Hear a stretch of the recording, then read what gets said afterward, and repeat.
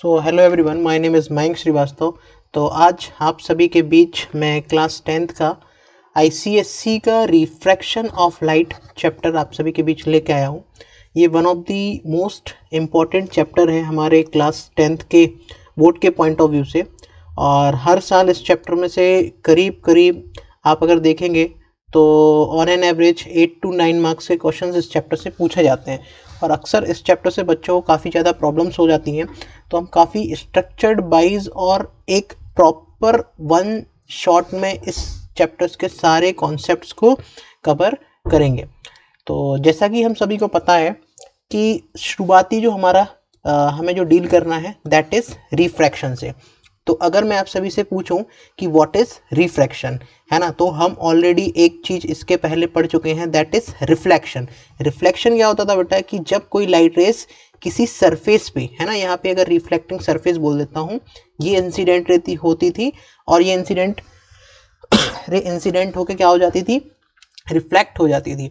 तो इस ही फिनोमिना को, यानी कि सेम मीडियम में ही लाइट इंसिडेंट होकर रिफ्लेक्ट हो जाए, इस ही फिनोमिना को हम क्या बोलते हैं, रिफ्लेक्शन ऑफ लाइट। लेकिन अगर बेटा अगर तुम देखोगे यहाँ पे कि यहाँ पे अगर ये तुम्हारे सामने एक यहाँ पे देखेंगे हमने लेज़र मारी है एक थिन स्लैब में, तो यहाँ पे देखो ये फिनोमिना क्या हो रहा है, यहाँ पे इसके अंदर लाइट चली गई। यानी कि जब लाइट रेस एक मीडियम से दूसरे मीडियम में जाती है then we will say that phenomena is known as refraction of light, है ना।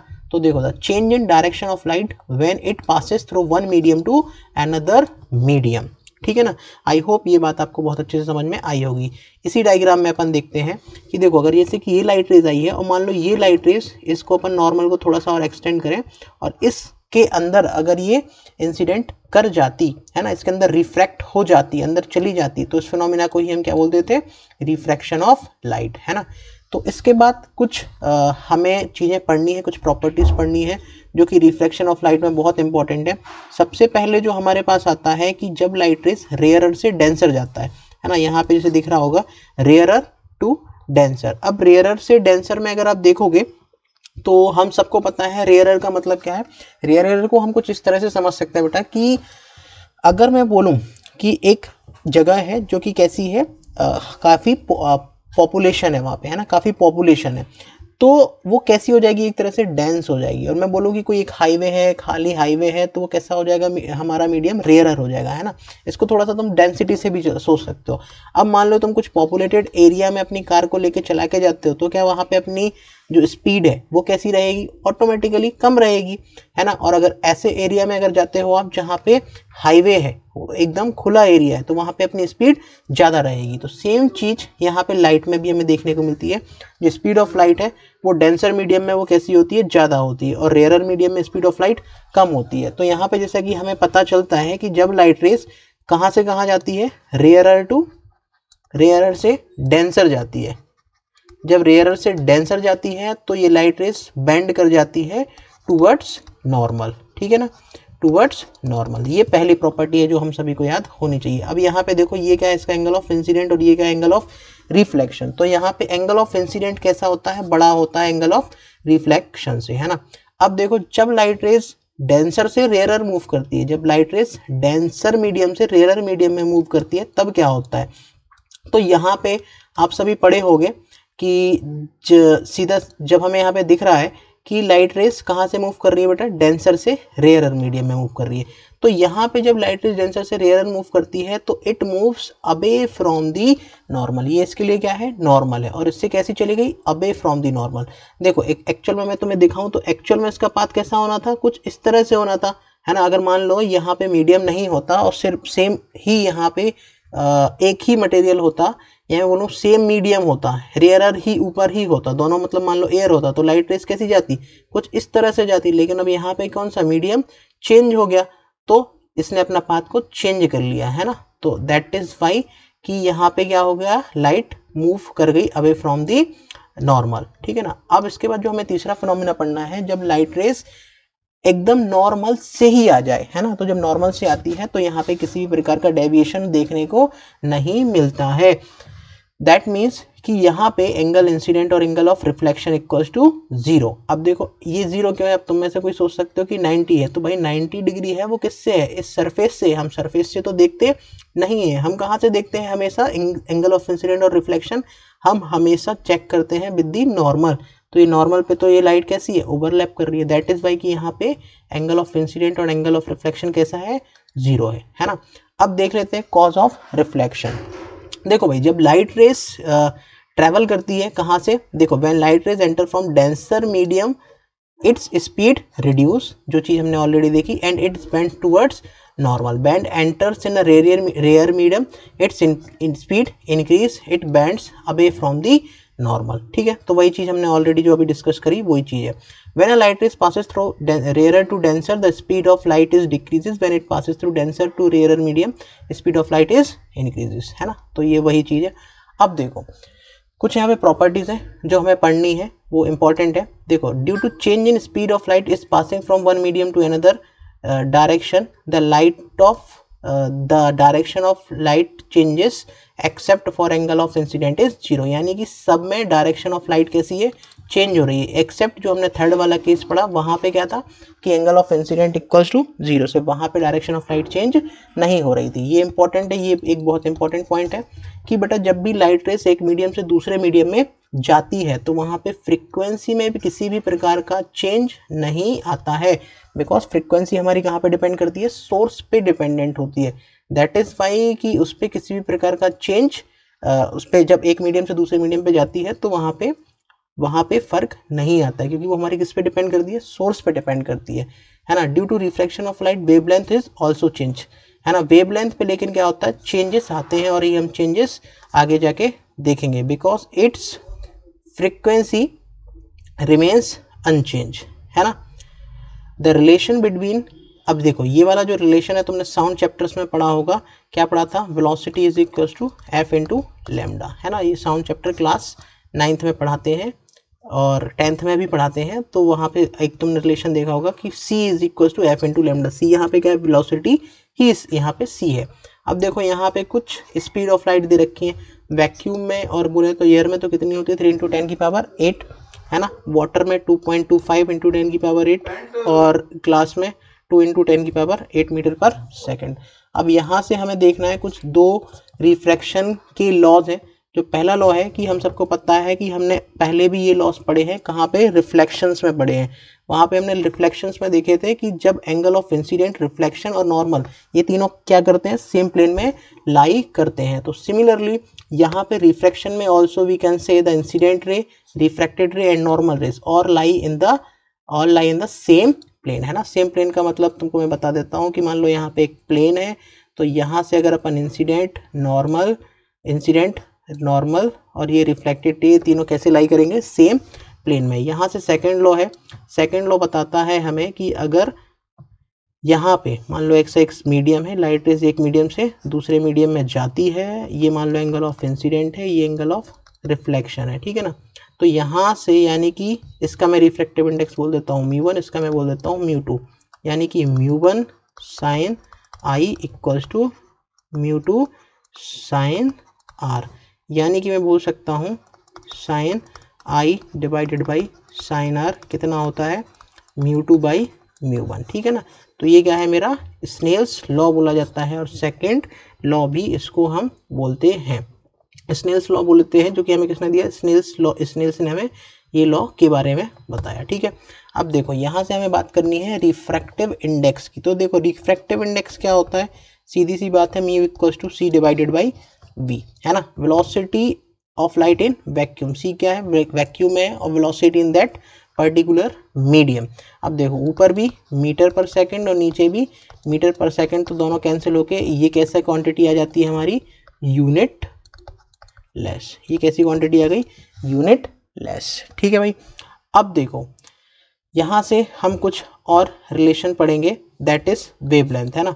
Factors on which refractive index of medium depend. तो देखो भाई क्या होता है कि जो रिफ्रैक्टिव इंडेक्स होता है वो वेवलेंथ पे भी डिपेंड करता है। वो कैसे डिपेंड करता है, इनवर्सली का प्रोपोर्शनैलिटी का यहाँ पे रूल फॉलो होता है, यानी कि अगर वेवलेंथ ज़्यादा है तो रिफ्रैक्टिव इंडेक्स कैसा होगा, कम होगा। और अगर मैं बोलूँ कि लैम्डा कम है तो यहाँ पे रिफ्रैक्टिव इंडेक्स कैसा होगा, ज़्यादा। तो तुमने अगर पढ़ा होगा वेब ग्योर, तो बेटा यहाँ से लेफ्ट टू जब राइट हम जाते हैं तो यहाँ पे क्या होता है, लैम्डा हमेशा बढ़ता है। लैम्डा क्या होता है, बढ़ता है, और यानी कि lambda of red is greater than lambda of violet. अगर लैम्डा रेड का ज़्यादा है तो म्यू फॉर रेड कैसा होगा, लेसर होगा, किसके लिए, म्यू ऑफ वायलेट। ठीक है, बात समझ में आई। अब देखो टेम्परेचर पे कैसे रिफ्रैक्टिव इंडेक्स डिपेंड करता है। तुम सोचो कि अगर मान लो कि एटमॉस्फेयर है, एटमॉस्फेयर में बहुत सारे मॉलिक्यूल्स हैं एयर के, है ना, बहुत सारे मॉलिक्यूल्स हैं ना, नाइट्रोजन है, बहुत सारी गैसेस हैं। तो जब हम टेम्परेचर बढ़ाते हैं तो ये मॉलिक्यूल्स क्या होते हैं, दूर दूर जाते हैं, यानी कि जो डेंसिटी है एटमॉस्फेयर की कम होती है। अब अगर डेंसिटी कम हो रही है दैट मीन्स कि लाइट रेज उसमें कैसे ट्रेवल करेगी, इजीली ट्रेवल कर पाएगी, क्योंकि जो वो एरिया है उसको कम डेंस वाला मिलेगा, तो उसमें light rays easily fast travel कर पाएगी। अगर लाइट रेज फास्ट ट्रेवल कर रही है इसका मतलब क्या है कि वहाँ का रिफ्रैक्टिव इंडेक्स कैसा है, ज़्यादा, यानी कि टेम्परेचर बढ़ाने पे रिफ्रैक्टिव इंडेक्स कैसा होता है, यहाँ पे रिफ्रैक्टिव इंडेक्स कैसा होगा, कम होगा, है ना। इसको अपन रफ कर देते हैं। तो आई होप इसको ये बात आपको समझ में आई होगी। अगर नहीं भी आई है तो मैं फिर से समझा देता हूँ। देखो भाई, अगर हम टेम्परेचर को क्या करते हैं, बढ़ाते हैं, है ना, समझना, टेम्परेचर को बढ़ाएंगे तो डेंसिटी क्या होगी, कम होगी। डेंसिटी क्या होगी, देखो इसको रफ कर देता मैं।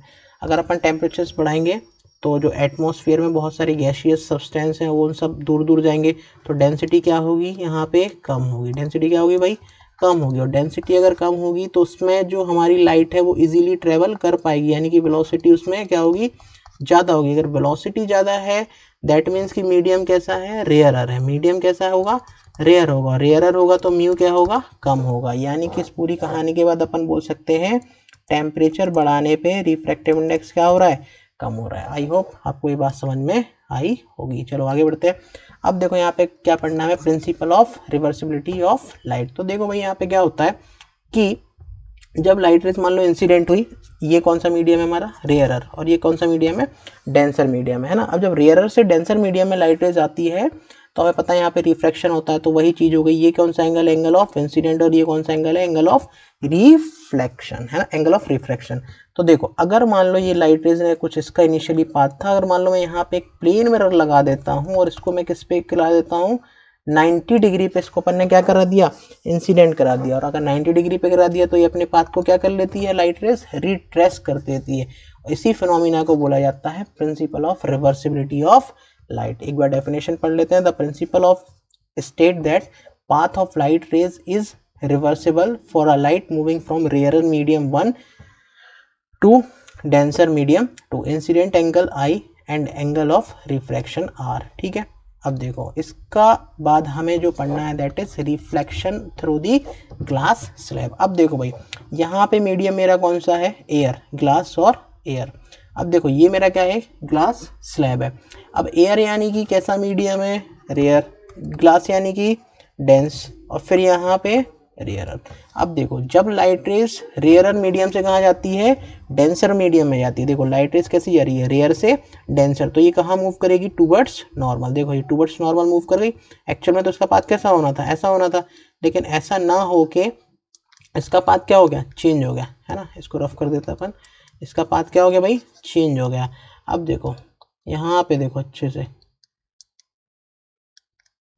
हाँ, तो अगर आप देखेंगे, अगर आप इसमें देख पा रहे हैं तो ये इसका पाथ टुवर्ड्स नॉर्मल ये बैंड हो गई।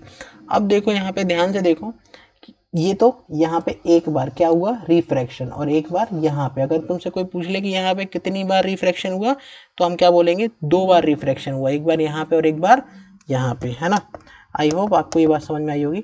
अब थोड़ा सा और देखो, अब मीडियम कौन सा आ गया हमारे पास, यहाँ पे डेंसर मीडियम आ गया। ये कौन सा मीडियम है, डेंसर मीडियम है। अब डेंसर से कहाँ जा रही है, रेयरर मीडियम में जा रही है। अब डेंसर से जब रेयरर जाती है तो कैसी मूव करती है लाइट रेज, अबे फ्रॉम दी नॉर्मल, अबे फ्रॉम दी नॉर्मल। तो देखो ये अबे फ्रॉम दी नॉर्मल है कि नहीं है ना। तो ये अबे फ्रॉम दी नॉर्मल हमारी लाइट रेज मूव कर गई, ठीक है। अब देखो थोड़ा सा और, अब यहाँ पे हमें कुछ चीज़ें समझनी है रिगार्डिंग दिस स्लैब।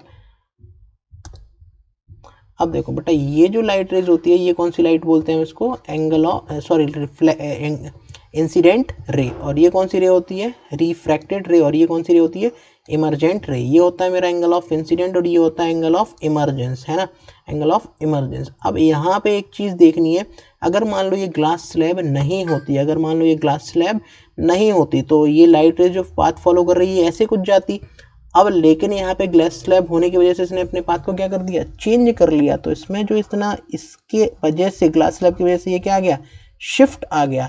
इस ही शिफ्ट को हम क्या बोलते हैं, लेटरल डिस्प्लेसमेंट। ठीक है, अब देखो आगे बढ़ते हैं। यहीं पे मैंने इसको थोड़ा सा 3D में समझा के रखा है। देखो भाई, लाइट रेज आई, इंसिडेंट हुई और ये क्या हो गई, रिफ्रैक्शन। यहाँ पे रिफ्रैक्शन हो गया तो ये मूव कर गई टूवर्ड्स नॉर्मल और फिर डेंसर से रेयरर में जा रही है। यहाँ पे देख सकते हो वीडियो को पॉज करके, ठीक है ना।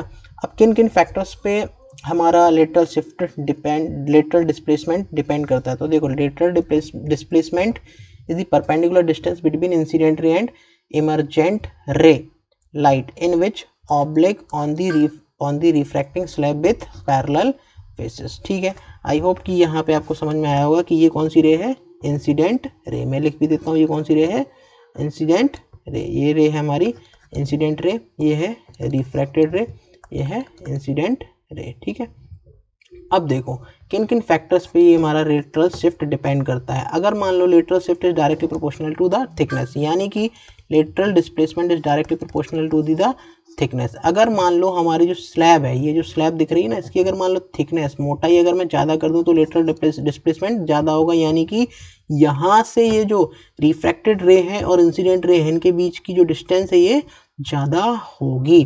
फिर इसके बाद आता है directly proportional to the angle of incident, यानी कि lateral displacement is directly proportional to the angle of incident, यानी कि अगर मैं एंगल ऑफ इंसिडेंट को बढ़ाता हूँ तो लेटरल डिस्प्लेसमेंट भी मेरा बढ़ेगा। ठीक है, lateral displacement is directly proportional to the refractive index of glass, यानी कि lateral displacement is directly proportional to the mu. अगर मेरा रिफ्रैक्टिव इंडेक्स ग्लास का ज़्यादा होगा तो लेटरल डिस्प्लेसमेंट भी ज़्यादा होगा। And lateral displacement is inversely proportional to the wavelength, यानी कि ये कैसा है, इनवर्सली है वेवलेंथ के। अगर कोई मान लो ज़्यादा वेवलेंथ है तो उसमें लेटरल डिस्प्लेसमेंट कैसा होगा, कम होगा। ठीक है, आई होप यहाँ तक आपको अच्छे से समझ में चीज़ें आई होंगी। अब देखो भाई, यहाँ के बाद हमें पढ़ना है that is multiple images in thickness of, in glass thickness. अब देखो कुछ अपन समझते हैं इसमें। मान लो कि यहाँ पे, मैं इसको तुमको डायग्राम के थ्रू समझाता हूँ। मान लो बेटा कि यहाँ पे एक स्लैब है ना, और इसके नीचे क्या लगा हुआ है, मिरर लगा हुआ है ना, इसके नीचे प्लेन मिरर लगा हुआ है। अब मान लो यहाँ पे एक ऑब्जेक्ट है और यहाँ से लाइट इंसिडेंट होती है, इंसिडेंट होके, अब देखो थोड़ा सा अपन इसको अच्छे से बनाते हैं। देखो भाई, देखो यहाँ पे मान लो बेटा एक ऑब्जेक्ट है और ये लाइट क्या हुई, इंसिडेंट हुई। इंसिडेंट होके अब क्या होगा, कुछ रिफ्रैक्ट हो जाएगी, है ना, और यहाँ पे कुछ रिफ्लेक्शन भी देखने को हमें मिलेगा। अब देखो ये जो लाइट रेज है कुछ अंदर चली गई, अब यहाँ पे फिर से क्या होगा, लाइट रेज आएगी और कुछ पोर्शन ऐसे कुछ जाएगा। ठीक है ना, फिर ऐसा कुछ होगा, फिर ये आएगी, फिर ऐसा। तो अगर तुम देखोगे तो जो पहली इमेज बनेगी, इसको मैं बोल देता हूँ I1, इसको मैं बोल देता हूँ I2 और इसको बोल देता हूँ मैं I3। तो जो मेरी I2 है ये कैसी होगी, सबसे ज़्यादा ब्राइट होगी, क्योंकि ये कहाँ से आ रही है, second image is formed by reflection, है ना। ये कहाँ से फॉर्म्ड हो रही है, रिफ्लेक्शन के। बाकी बाद वाली भी इमेज रिफ्लेक्शन से फॉर्म हो रही है, बट यहाँ पे इंटेंसिटी क्या हो जाएगी, कम हो जाएगी, इनकी ब्राइटनेस कैसी हो जाएगी, कम हो जाएगी, है ना। चलो भैया आगे बढ़ते हैं। अब देखो प्रिज्म क्या होता है। प्रिज्म में देखो ऐसा कुछ एक हमारे पास ट्रायंगुलर प्रिज्म है। तो ये जो यहाँ पे जो तुम्हें चीज़ें दिख रही हैं, है ना, इसके पास देखो,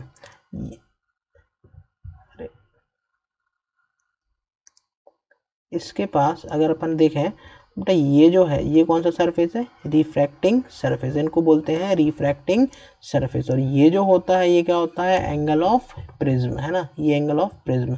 और देखो ये क्या है, रिफ्रैक्टिंग एज। ठीक है, तो ये हमारा प्रिज्म के बारे में है। Prism is a transparent refracting medium bound by the two plane surface, है ना, bound by the two plane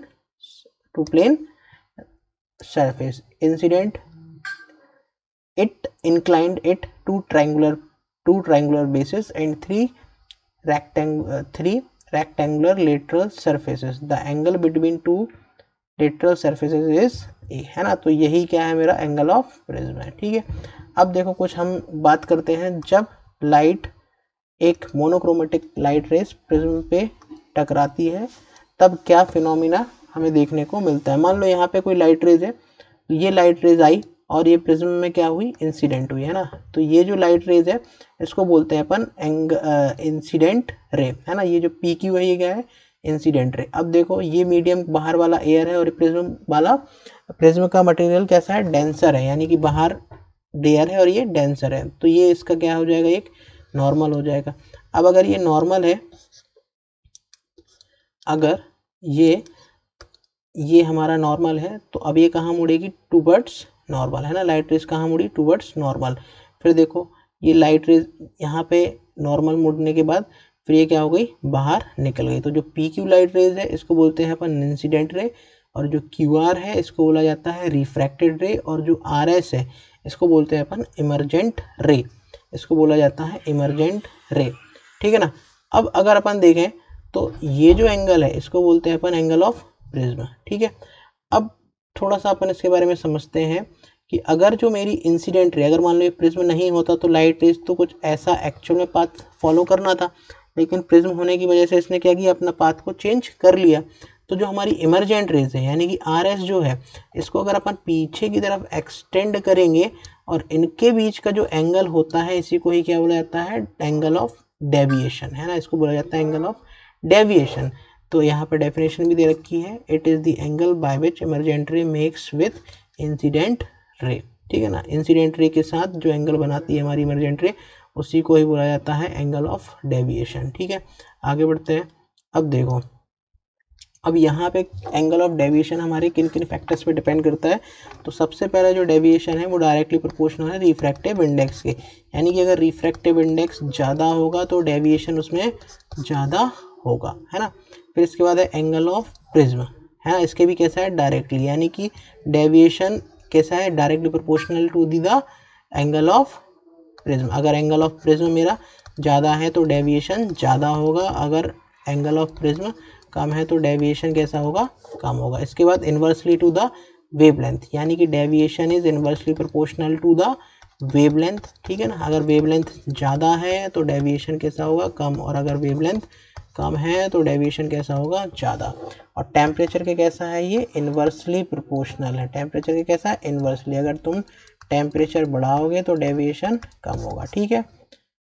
ठीक है, अब बात कर लेते हैं एंगल ऑफ इंसिडेंस पे ये कैसे डिपेंडेंट होता है। अब थोड़ा सा ये इंपॉर्टेंट चीज़ है, एंगल ऑफ इंसिडेंस पे कैसे हमारा प्रिज्म डिपेंडेंट होता है। तो उसके लिए थोड़ा सा हमको समझना पड़ेगा। थ्योरेटिकली जब हमने देखा कि हमने इनिशियली जो एंगल ऑफ इंसिडेंट है उसको क्या किया बेटा, बढ़ाया, एंगल ऑफ इंसिडेंट हमने बढ़ाया, तो डेविएशन क्या देखने को मिला, कम देखने को मिला। फिर हमने देखा कि ये चीज़ हम फॉलो करते गए और फिर हमने पाया कि फिर हम अगर कंटिन्यूसली एंगल ऑफ इंसिडेंट बढ़ाते हैं तो डेविएशन क्या होने लग गया, कम होने लग गया। अब जैसे कि ग्राफ के थ्रू देखो, हमने फिर एंगल ऑफ इंसिडेंस और डेविएशन का ग्राफ प्लॉट किया, तो हमने देखा कि जैसे जैसे हम एंगल ऑफ इंसिडेंट को क्या करते जा रहे हैं, बढ़ाते जा रहे हैं। देखो यहाँ से 0 से लेके हम इसको इंसिडेंट को बढ़ाते जा रहे हैं। तो देखो डेविएशन शुरू में कैसा हुआ, कम हुआ, लेकिन फिर कंटिन्यूसली बढ़ाते गए फिर कैसा हो गया, बढ़ने लगा। तो ये ग्राफ बहुत इंपॉर्टेंट है हमारे ICSE के पॉइंट ऑफ व्यू से, तो इसको एक बार प्लीज़ बना के जाएं, ठीक है ना। तो चलो अब आगे बढ़ते हैं। अब देखो यहाँ पे कुछ इंपॉर्टेंट रिलेशन है जो हम सभी को पता होना चाहिए, है ना। ये रिलेशंस बहुत इंपॉर्टेंट है, हमारे एग्जाम में भी पूछे जाते हैं। पहला, तुम चाहे तो इसको याद रख लो, बस इसको याद रख सकते हो, angle of incident plus emergent ray equals to A plus delta, है ना, डेविएशन, है ना। और deviation equals to I plus E minus R1 और R2, R1 plus R2 equals to A। तो ये तीन इंपॉर्टेंट है, इनको स्टार मार्क कर सकते हो, और ये ही हम आगे इनकी ही मदद से देखने वाले हैं कि मिनिमम डेविएशन का केस कब बनता है, जो कि बच्चों को अक्सर समझ में नहीं आता है। तो देखो I plus E equals to A plus deviation, angle of deviation. अब देखो यहाँ पे I is angle of incidence, E is angle of emergence, delta is angle of deviation, A is angle of prism, R1 R2 is angle of refraction. ठीक है ना। तो I hope कि ये चीज़ आपको यहाँ तक अच्छे से समझ में आई होगी। ये तीनों रिलेशन बहुत ज़्यादा इंपॉर्टेंट हैं हमारे लिए। अब देखो जब एंगल ऑफ मिनिमम डेविएशन का केस कब बनता है, angle of minimum deviation, angle of minimum deviation जब होता है जब अगर मेरा इंसिडेंट एंगल है ना आई इज इक्वल टू ई, यानी कि अगर अपन यहाँ पे अगर प्रिज्म में अगर देखें यहाँ पे जो मेरा आई है ये वाला जो एंगल है ये किसके इक्वल हो जाए, ई के इक्वल हो जाए, तो यहाँ पे क्या हो जाएगा, मिनिमम डेविएशन हमें देखने को मिलेगा। और इसी के साथ साथ the refracted ray of the prism is parallel to the base, और ये जो refracted ray है ना, ये जो रे है ये कैसी होगी, इस बेस के पैरेलल, यानी कि ये जो VC है इसके ये कैसी हो जाएगी, पैरेलल हो जाएगी, तब हमें क्या हो जाएगा, एंगल ऑफ डेविएशन देखने को मिलेगा। अब देखो भाई यहाँ से I इक्वल टू ई दे रखा है, अब हमने ये वाली जो इक्वेशन है कौन सी, I plus A equal to A plus delta, अब ये वाली इक्वेशन देखी और फिर हमने देखा कि यहाँ पे I इक्वल टू क्या है, ई, यानी कि I प्लस ई को ही हम क्या लिख सकते हैं, 2i, है ना, इसको अपन I ही लिख सकते हैं, तो 2i, तो डेविएशन का क्या आ गया मेरे पास finally, minimum deviation is 2i minus A, है ना।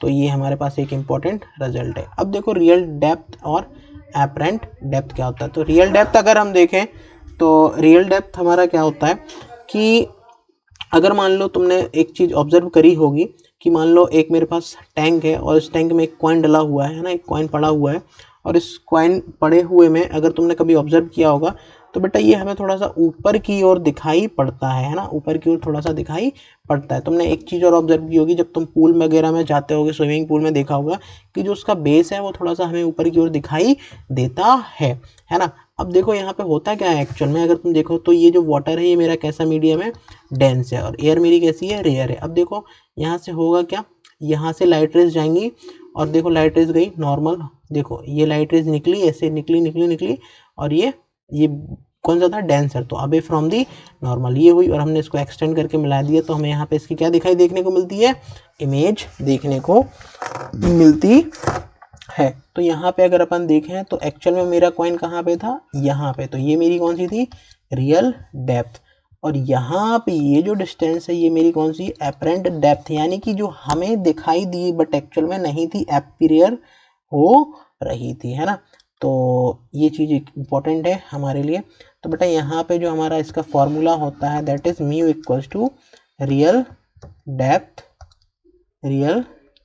डेप्थ अपॉन एपरेंट डेप्थ, ठीक है ना, real depth upon apparent depth. तो अब यहाँ से अगर अपन देखेंगे तो एपरेंट डेप्थ अपन क्या लिख सकते हैं भाई, रियल डेप्थ अपॉन म्यू, ठीक है ना, इसको अपन लिख सकते हैं। अब अगर तुमसे कोई पूछ ले इस ही क्वेश्चन में कि शिफ्ट कितना हुआ, शिफ्ट यानी कि एक्चुअल पोजीशन में कहाँ था, रियल पोजीशन में कहाँ था, शिफ्ट क्या होता है भाई, शिफ्ट यानी कि कितना ऊपर आया, यानी कि रियल डेप्थ एक्चुअल में कहाँ पे था और अभी हमें एपियर कहाँ पे दिखाई दे रहा है, यानी कि real depth minus apparent depth हमारा क्या होता है भाई, शिफ्ट होता है। और देखो यहाँ से हम एपरेंट डेप्थ को क्या लिख सकते हैं, रियल डेप्थ अपॉन म्यू, तो यहाँ पे अपन ने लिखा real depth minus apparent depth की जगह पे अपन ने क्या लिख दिया, रियल डेप्थ अपॉन म्यू, अपन ने यहाँ से कॉमन ले लिया तो ये आ जाएगा मेरा shift is equals to real depth into 1 minus 1 upon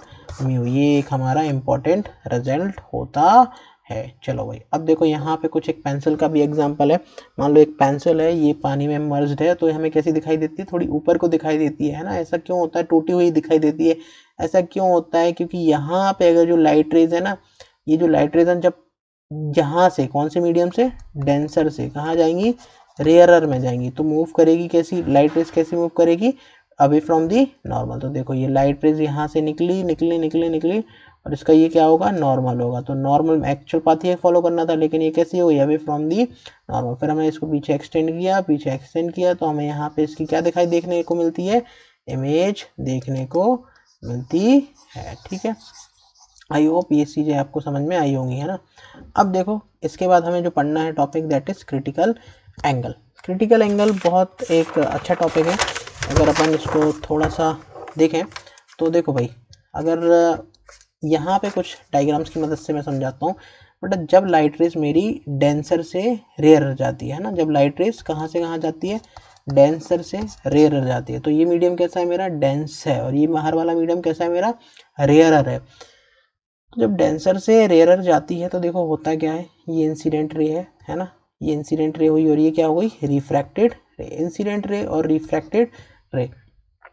अब यहाँ पे कुछ लाइट इंसिडेंट हुई और कुछ लाइट क्या हो गई, ये रिफ्लेक्टेड रे, और ये कौन सी, रिफ्रैक्टेड रे है ना, ये मीडियम में दूसरे मीडियम में जा रही है, तो ये रिफ्रैक्टेड है और ये अंदर वाली रिफ्लेक्टेड रे होती है। अब देखो ये एक्चुअल में हमारी शुरुआत की सिचुएशन थी, फिर हमने थोड़ा सा जो एंगल ऑफ इंसिडेंट है ना, जो एंगल ऑफ इंसिडेंट है उसको अपन ने क्या किया, बढ़ाया। अगर अपन ने एंगल ऑफ इंसिडेंट को मान लो बढ़ाया, अब में क्या होगा, थोड़ा सा अपन डायग्राम से और समझते हैं, है ना। तो देखो भाई, मान लो ये सिचुएशन थी, पहले अपन ने ये नॉर्मल था, अब ये इसके बाद अपन ने कुछ इसको ऐसे कर दिया है ना। अगर अपन ने इसको ऐसे कर दिया तो अब क्या होगा कि जो मेरा रिफ्रैक्टेड रे है, ये लाइट रेस कुछ अब ऐसे जाएगी, है ना। तो देखो रिफ्रैक्शन जो एंगल था ये कैसा हो गया, बढ़ गया। अब ये एंगल क्या हो गया, बढ़ गया। अगर अपन इसको और इंसिडेंट एंगल को और बढ़ा दें, इसको और बढ़ा दें, तो एक सिचुएशन आएगी कि जो एंगल ऑफ इंसिडेंट रे है, इसके जो ये जो हमारा यहाँ पे जो सरफेस है, इसके कैसे हो जाएगी, इस ही के साथ क्या हो जाएगी, कोइंसिडेंट हो जाएगी। यानी कि ये इसके साथ नॉर्मल के साथ कितना एंगल बना लेगी, 90 डिग्री एंगल बना लेगी। और जब ऐसी सिचुएशन आ जाती है कि जब मेरी जो रिफ्रैक्टेड रे है उसका 90 डिग्री का एंगल बन जाता है, तो इस ही सिचुएशन को हम क्या, इसी जो एंगल आई है, अब इसको हम क्या बोलते हैं, इसको अपन बोलते हैं, एंगल आई को क्या बोलते हैं भाई, इसको अपन बोलते हैं क्रिटिकल एंगल। इसको अपन बोलते हैं क्रिटिकल एंगल। और इसका फॉर्मूला हम तुमको बताते हैं। देखो भाई, यहाँ पे अगर अपन समझें, यहाँ पे अगर अपन समझें कि मान लो यहाँ पे ऊपर क्या था मेरा, यहाँ पे था वाटर और यहाँ पे था एयर, है ना, यहाँ पे था एयर। अब देखो मान लो इसका रिफ्रैक्टिव इंडेक्स में बोल देता हूँ μ1 और इसका रिफ्रैक्टिव इंडेक्स बोल देता हूँ μ2। अब मान लो ऐसी कुछ सिचुएशन थी ना, है ना, ऐसी कुछ। अब यहाँ पे अगर आप लगाएंगे स्नेल्स लॉ, तो देखो यहाँ पे ये μ1 है, तो μ1 साइन आई इक्वल्स टू, ये एयर के लिए μ2 साइन, अब यहाँ पे एंगल कितना है, 90 डिग्री, तो साइन 90 क्या होता है, 1 होता है। μ2 रिफ्रैक्टिव इंडेक्स क्या होगा इसका, 1 होगा। यानी कि साइन आई इक्वल्स टू 1/μ। तो यही जो है क्रिटिकल एंगल का फॉर्मूला होता है 1/μ, है ना। तो ये फॉर्मूला याद रखेंगे सभी, जो कि बहुत इंपॉर्टेंट है हमारे लिए। तो एक बार डेफिनेशन पढ़ लेते हैं। It is the angle of incident in a denser medium corresponding to which angle of refraction in a rare medium is 90 degree. चले आगे। अब देखो भाई, यहाँ के बाद अपन को जो समझना है, किन किन प्रॉपर्टीज पे क्रिटिकल एंगल डिपेंड करता है। कलर ऑफ लाइट, है ना, यानी कि कलर पे ये हमारा क्रिटिकल एंगल डिपेंड करता है, और टेम्परेचर पे भी ये डायरेक्टली प्रोपोर्शनलिटी के साथ डिपेंड करता है। यही चीज़ यहाँ पे दे रखी है, तो एक बार आप पढ़ सकते हो इसको, ठीक है। अब देखो, अब इसके बाद क्या होता है, TIR। TIR इधर ही पे मैं बता देता हूँ बेटा, कि मान लो ये कैसी रे है, मेरी इंसिडेंट रे है ना, इंसिडेंट रे है, और ये रिफ्लेक्टेड रे है, और ये रिफ्लेक्टेड रे है, और ये रिफ्लेक्टेड रे है ना। अगर मान लो मैं इंसिडेंट रेस के साथ इसका जो एंगल है इंसिडेंट रे को क्या कर देता हूँ, बढ़ाता जाता हूँ। तो यहाँ पे अपन ने देखा कि बढ़ाया, है ना, सॉरी, यहाँ पे अपन ने एंगल ऑफ इंसिडेंट पहले आई था, अपन ने इसको और बढ़ा दिया, है ना, एंगल ऑफ इंसिडेंट को क्या किया, और बढ़ा दिया। तो फिर ये सिचुएशन आ गई थी कि ये एंगल कितना हो गया, 90 डिग्री हो गया। लेकिन अगर जैसे ही थीटा सी से मेरा एंगल को थोड़ा सा ही बढ़ा करोगे, है ना, अगर जैसे कि अगर ये क्रिटिकल एंगल है, इससे ही थोड़ा सा तुमने अगर पूरा थोड़ा सा और बढ़ा किया एंगल, तो क्या होगा कि ये जो लाइट रे पहले जो रिफ्रैक्टेड रे जा रही थी, अब वो ना जाके पूरी की पूरी लाइट उस ही मीडियम में क्या हो जाएगी, वापस हो जाएगी। और इसी फिनोमिना को हम बोलते हैं टोटल इंटरनल रिफ्लेक्शन। देखो इंटरनली रिफ्लेक्शन हो रहा है, यहाँ पे अगर देखें तो इंसिडेंट रे जाके वापस कौन सी रे बन गई, रिफ्लेक्टेड रे बन गई। दैट इज वाई कि ये क्या है, टोटल इंटरनल रिफ्लेक्शन, है ना। अब यहाँ पे देखो द नेसेसरी कंडीशंस, क्या क्या कंडीशंस इंपॉर्टेंट है। सबसे इंपॉर्टेंट कंडीशन है कि जब तक लाइट रेस डेंसर से रेयरर नहीं जाएगी तब तक TIR नहीं होगा, है ना। यानी कि सबसे इम्पोर्टेंट है कि डेंसर मीडियम से रेयर मीडियम जाएगी तभी हमारा TIR होगा। देखो ये कैसा मीडियम था हमारा TIR के लिए, ये देखो ये क्या है मेरा ग्लास है और ये रेयर है, तो ये कहाँ पे जा रही है, डेंसर से रेयर जा रही है। The angle of incident must be greater than the critical angle, यानी कि जो क्रिटिकल एंगल है थीटा सी से वो कैसा होना चाहिए, हमारा एंगल ऑफ इंसिडेंट बढ़ा होना चाहिए। यानी कि अगर मेरा आई के ही इक्वल है ना, तब ये TIR देखने को नहीं मिलेगा। अब ठीक है, आई होप कि यहाँ तक आपको समझ में आया होगा। अब देखो इसके बाद हम कुछ एग्जांपल्स देखते हैं कि मान लो यहाँ पे मेरे पास एक रेगुलर प्रिज्म है 60 डिग्री पे, मान लो ये यहाँ पे बेटा इंसिडेंट रे आई है ना, ये कितने पे आई इसके प्रिज्म के 90 पे। अब मान लो 90 सॉरी यहाँ से इंसिडेंट रे हुई कितने पे 60 डिग्री पे। अब हम सबको पता है कि अगर 60 डिग्री पे एंगल ऑफ इंसिडेंट है तो एंगल ऑफ रिफ्लेक्शन भी कितना होगा, 60 डिग्री ही होगा। यानी कि ये भी कितना होगा 60 डिग्री। अगर बेटा ये 60 है और ये इसका नॉर्मल है, ये इसके साथ नॉर्मल है, तो ये 60 है तो ये कितना होगा, ये होगा मेरा 30 डिग्री। ये वाला एंगल कितना होगा 30 डिग्री। अब अगर ये 30 है और ये 60 है तो बाय डिफ़ॉल्ट की ये एंगल कितना होगा 90 डिग्री। तो देखो यहाँ पे क्या हो रहा है, एक TIR हो रहा है, ठीक है ना। अब देखो यहाँ पे देखो कुछ सिचुएशन है कि मान लो कोई लाइट रेज आई प्रिज्म से, इंसिडेंट हुई कितने डिग्री पे 45। अगर ये 45 है और ये इसके साथ क्या है भाई नॉर्मल है, नॉर्मल यानी कि 90 डिग्री है, 90 डिग्री प्रिज्म के साथ ये एंगल बना रही है। अगर ऐसा सिचुएशन है कि ये 45 है तो यहाँ पे देखो क्या होगा कि ये भी कितना होगा 45 होगा। अब ये 45 है और ये नॉर्मल है इसके साथ, है ना, तो ये कितना होगा 90 होगा, है ना। तो एक फिनोमिना ये भी है, एक ये भी आता है ICSE में, ठीक है ना। वैसे एक ये भी है, तो इसको प्रैक्टिस करना। अब देखो कुछ एप्लीकेशन है यहाँ पे TIR की, मिराज जो मिराज फॉर्म होता है ना उसके पीछे बिहाइंड दैट मिराज क्या हमारा रिस्पॉन्सिबल है, TIR ही रिस्पॉन्सिबल है ना। फिर ऑप्टिकल फाइबर में भी किसका यूज़ होता है TIR का। सिमिलरली रेनबो में भी हम किसका यूज़ देखने को मिलता है, किसकी एप्लीकेशन देखने को मिलती है TIR की, है ना। अब तुम सबको लग रहा होगा कि TIR में और रिफ्लेक्शन में डिफरेंस क्या है, कि देखो भाई यहाँ से इंसिडेंट आई और यहाँ पे क्या हो गई रिफ्लेक्ट हो गई। बट एक्चुअल में अगर तुम समझोगे ना कि यहाँ पे 100% लाइट ही क्या हो जा रही है रिफ्लेक्ट हो जा रही है, और एक्चुअल में रिफ्लेक्शन में 100% नहीं होती है, कुछ लाइट रेस क्या होती है एब्जॉर्ब भी हो जाती है ना। तो एक बार इन दोनों का डिफरेंस देख लेते हैं TIR में और इसमें अपना रिफ्लेक्शन में। It take place only when the light passes from denser medium, है ना। इसमें हमेशा कहाँ से कहाँ होगा, डेंसर से रेयर मीडियम में होगा, तभी ये फिनोमिना होगा। It place when light incident on the plane mirror from any medium, ये किसी भी मीडियम में पॉसिबल है। The enter line is reflected, यानी कि जो इतनी लाइट इंसिडेंट होती है वही पूरी रिफ्लेक्टेड हो जाती है, लेकिन इसमें कुछ पोर्शन जो है वो रिफ्लेक्ट भी होता है और रिफ्रैक्टेड भी हो जाता है ना। There is no loss of energy, यहाँ पे 100% एनर्जी कैसी रहती है सेफ रहती है, लेकिन यहाँ पे कुछ ना कुछ एनर्जी लॉस देखने को मिलती है। So thank you very much, I hope कि आपको ये वीडियो बहुत पसंद आया होगा। अगर आपको पसंद आया है तो ये काफ़ी ज़्यादा से ज़्यादा लोगों को शेयर करें, और इसी के साथ ही अगर आपको इस चैप्टर पे बेस्ड मैराथन वीडियोस चाहिए दैन उसके लिए भी आप कमेंट सेक्शन में जाके बता सकते हैं। So thank you very much, पढ़ाई करते रहें, ऑल द वेरी बेस्ट।